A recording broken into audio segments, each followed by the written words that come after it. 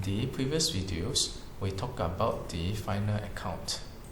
This is a document finalizing the figures, concluding the entire project in terms of the amount to be paid by the employer to the contractor ultimately. This final account is normally produced after the practical completions of the work, and it is produced by the architect and quantity surveyor, with or without the inputs from the contractor, and the outcome of the final account may be agreed by both sides or any of the sides disputing the final account, and there will be a series of responsive actions as a result of different conditions. So far, we have introduced this in the form of the text, which may be quite confusing or may not be easily imagined. Probably let us look into the flow chart here so that we see a clear pictures of the positions of the final account in the project. You've seen this flow chart previously in our previous videos. Some of the information that has already been mentioned in the previous videos, we shall not discuss in detail. Our focus here, it will be mainly on the final account in order to strengthen your understanding on the final account. Now, this is a typical timeline of a project. It starts with the award of the project, and then the contractor submit the work program within 21 days. Then by the date of commencement, the contractor should have possessed the site. These are the series of the things that to be done before the commencement of the work, as well as upon the possession of the site. And then the contractor will proceed with the work until to the practical completions. For the lines about the non-completions, you may refer to one of our previous videos discussing about it. Our current focus now is on the final account, which supposedly be produced after the project has been practically completed. Therefore, we shall follow this route on the practical completions. Once the project has been completed, the architect will issue the certificate of practical completions. That means officially the project has been completed. Now the contractor will have to submit documents to the architect and quantity surveyor within 6 months of the practical completions. Submitting these documents to the architect and quantity surveyor within 6 months, the architect and quantity surveyor shall produce the final account. The duration here is on basis of the contractor providing sufficient information to the architect and quantity surveyor. In the case that the contractor is not submitting the relevant informations, the durations given to the architect and quantity surveyor to complete the final account, as stated in the appendix, shall be 15 months.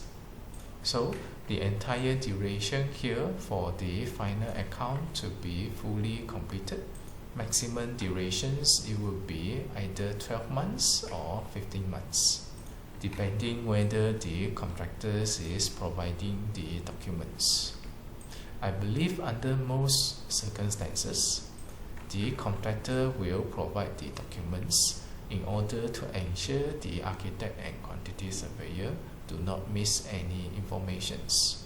Therefore, we will assume that the contractors providing the informations, and then the final account produced by the architect and quantity surveyor within 6 months plus 6 months. Now we have this final account as the first version. We will need to see the response of both parties since the final account is being disclosed to the employer and the contractor. In the case that both sides agree with the figures in the final account, within 3 months, no party raise a dispute, then the final account is considered conclusive.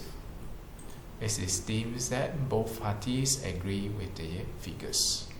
Now, in the case that any of the parties do not agree with the final account, the disputing party can be the employer, can also be the contractor.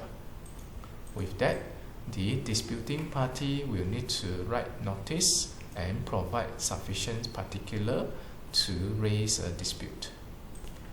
This written notice shall be given to another party and submit a copy to the architect and quantity surveyor. This is to ensure all the parties involved, the employer, the contractors, as well as the parties producing the final account, the architect and quantity surveyor are aware of the dispute matter here. The particular here is very important. It is normally provided to justify the dispute. This draws the attention of the architect and quantity surveyor in the case that any of the item has been missed or purposely discarded from the final account. Since somebody raised a dispute here, the architect and quantity surveyor will have to review the final account. Based on the new information provided here, the architect and quantity surveyor will consider those particulars.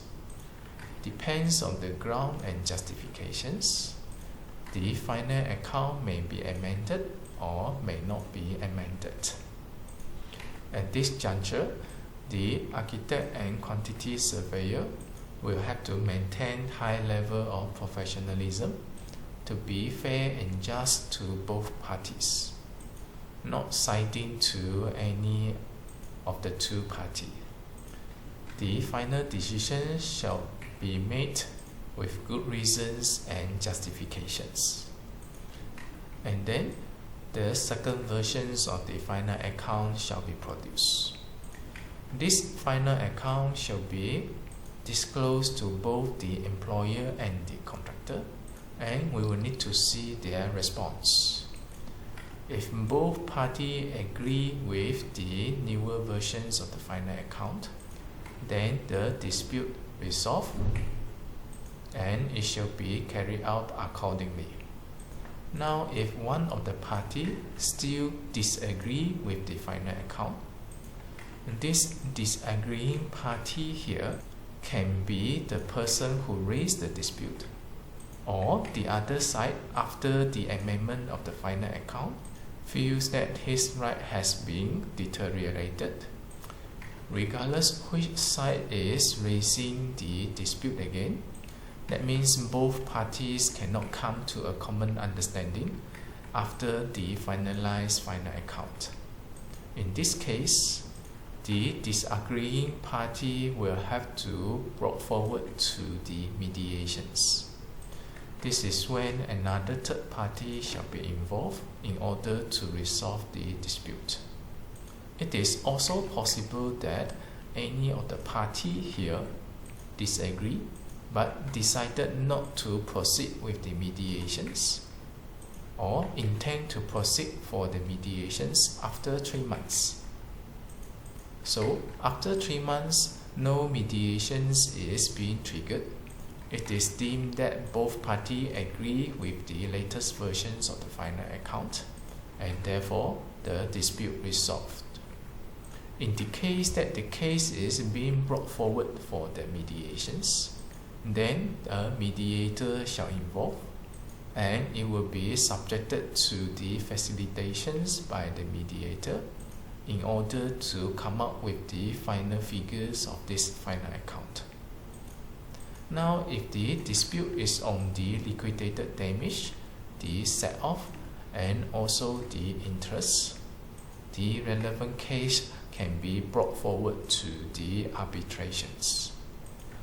These two by nature is slightly different. We shall discuss on this in our following lectures. Now that you see the entire pictures, from the start of the project until completions of the project, and then conclusions in terms of the final account, whether there are dispute or without dispute, and what are the responsive actions under different situations. By looking at the flow chart here, the sequence are clear now.